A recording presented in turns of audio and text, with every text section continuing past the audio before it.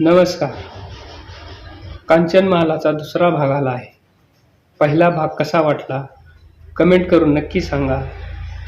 चॅनलला सबस्क्राईब करा, घंटीचं बटनही दाबा. करा.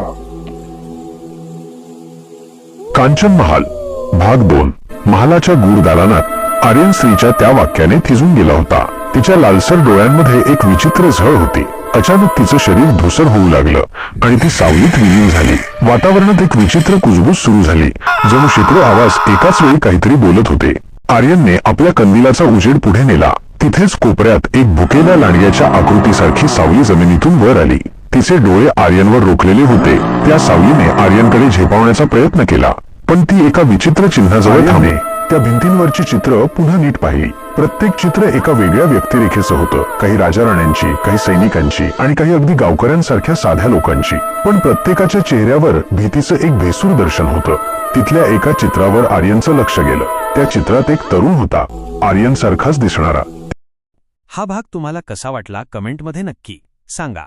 आमच्या चॅनलला सबस्क्राईब करा आणि घंटीचं बटनही दाबा.